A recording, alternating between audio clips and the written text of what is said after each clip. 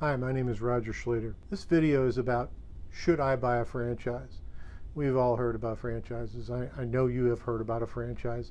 You've heard about good ones and bad ones and everything. So when you buy a franchise, you're really buying a proven business model. You're buying a business blueprint. You're buying something that has made money. So anyway, most franchises, they can show you ones that have been in business, and usually you can go talk to, the employees on an off day or an off time. Employees would be glad to talk to you. They'll usually give you the name of the owner. So a lot of times you can go in, talk to the employees, later on talk to the owner.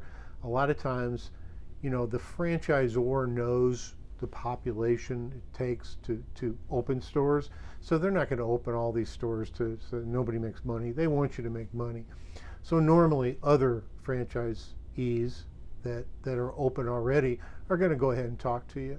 And you could go to other cities too and talk just to make sure you're not a competitor.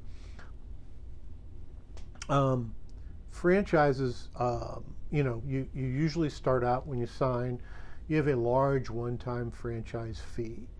That's one of the things. And then you must run the franchise according to a set of rules.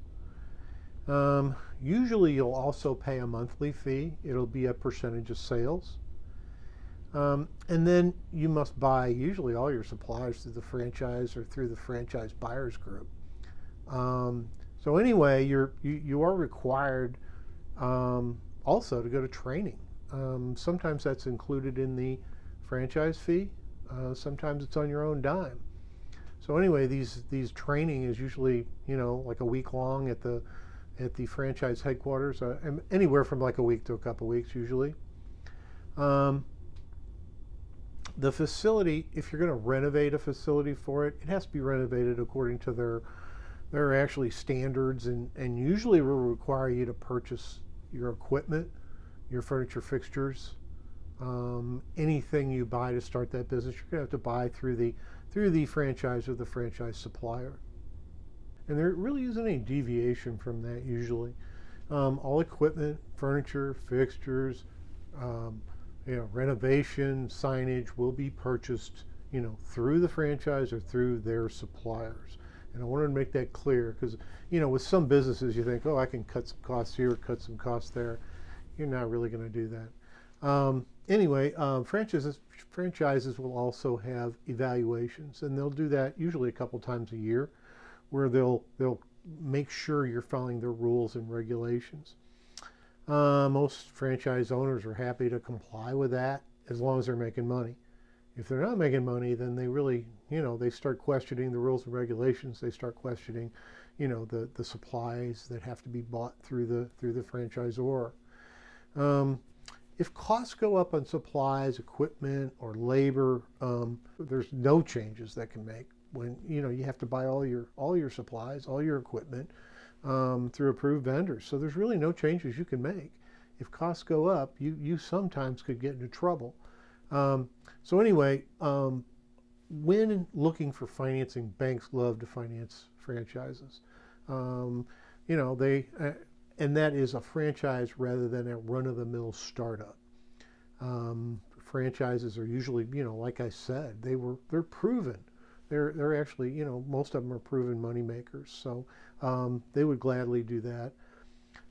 Some franchisors have agreements with some finance entities that they will finance these, these franchises.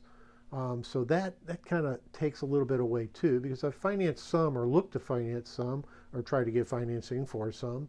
And a lot of times when you're doing that, the franchisor will say, hey, I've already got the bank. This bank will do it. Really, you're just talking then. You're talking, okay, what terms it going to be? What's my amortization period? What's my interest rate going to be? So you really want to compare a lot of these things just to make sure, that they're not, that this is the same as a regular loan. And usually they're going to have you meet certain qualifications before they finance you anyway. A lot of lenders will utilize SBA. Some lenders will only use SBA, especially because it's the risk of a new company. Also, they'll use SBA if there's borrower flaws. A borrower flaw could be the down payment. SBA, usually you can get by with a 10% down payment with SBA. Sometimes it could go up to 20, but banks will, their down payment's usually 20% or more. Collateral. SBA can replace some or all the collateral on a loan to a bank. So that's something to think about too. Credit score. SBA will accept a lot lower credit score than a normal bank would. And usually banks, if they're going through SBA, will go ahead and follow SBA's rules and regs on things like credit scores and that. SBA has a franchise registry, so it really includes almost all the franchises, but it does show if this franchise is approved by SBA. A franchise that is not approved by SBA can be you can take the franchise agreement to SBA, or you send it to them, and their attorneys look at it and they decide if they would want to do this as a one-time separate entity.